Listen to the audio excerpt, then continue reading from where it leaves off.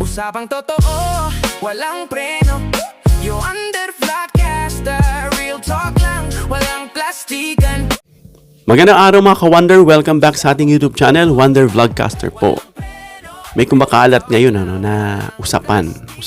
Actually, last week or a month ko pa naririnig yan. Blind item po tayo mga ka-Wonder. Hindi natin papangalanan pero makikita nyo yung hint. At malamang alam nyo na siguro ito. Isa itong mataas na posisyon, official, government official, na di umano'y nabuntis. Pero bago yan mga ka-Wonder, don't forget to subscribe our YouTube channel. May subscribe button po, libre po ang mag-subscribe. Pag pindot nyo ng subscribe, lalabas po yung bell icon. Pag pindot nyo ng bell icon, lalabas yung all, piliin nyo po yung all. Marami po salamat. Balik po tayo ron sa government official na mataas ang posisyon nito. At ito po yung nabuntis daw. At ang nakabuntis daw nito ayon dun sa kumakalat na chismis, isang action star na dating artista, At napapansin daw kung madalas daw magkasama dun dalawa sa ibang bansa, sumusuport, may kita mo, palaging dalawa, siguro dun daw nangyari yung itong aksidente na to, itong insidente na to, mga ka-Wonder, So, itong sinabi na nagpunta raw ito sa bansang Korea. Yan po yung mga hint nyo, Nagpunta raw sa bansang Korea ito para magpa-laglag. Ngayon, sabi nila, paano? Ang pagkakaalam daw, matagal nang hiwalay. Itong babae po yun, of course, kinabuntis, siyempre, sa asawa niya. Pero papaano itong nabuntis? Yun ang tinatanong mga ka-Wonder. Alam nga naman daw, tomboy ang bumuntis dito. Uy, bakit kaya ginamit yung term na yon na tomboy? Ibig sabihin na ito po ay bisexual?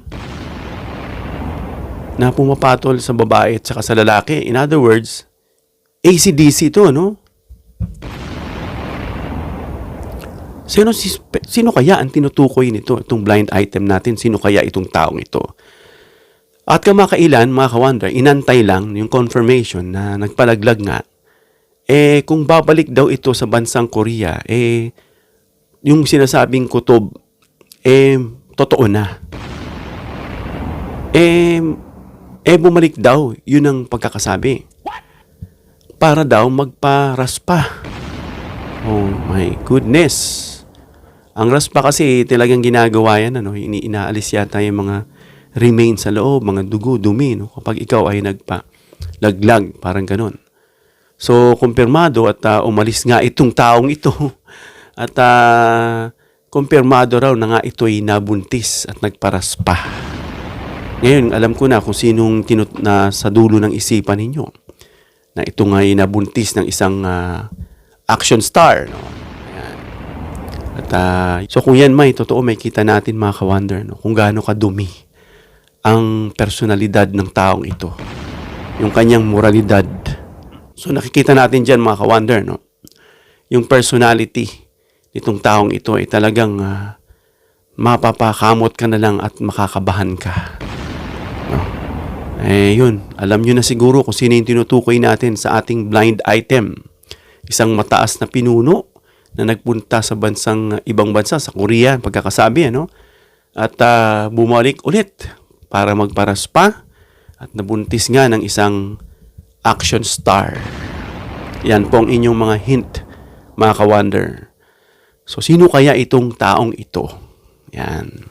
Ito'y leak.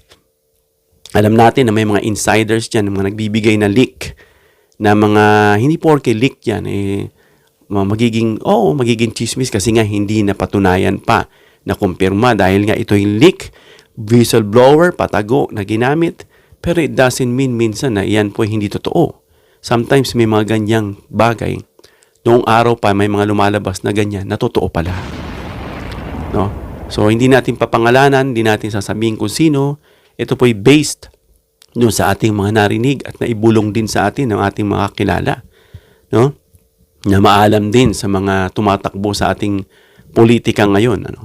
At sino kaya itong taong ito o itong dalawang ito? Hanggang dito lang tayo mga ka-wonder. Comment down below your opinion para mabasa natin, mareaksyonan. Please give me a thumbs up if you like this video para ma-share ni YouTube sa iba pang viewers. Please share this video para malaman nila itong blind item natin. Kung sino itong dalawa na nag-create ng skandalo, na buntis, nagpalaglag, at nagparaspa. Please subscribe, hit the notification bell icon, and choose all bilang suporta sa aming mga content creators. Hanggang sa muli mga ka-wonder. God bless.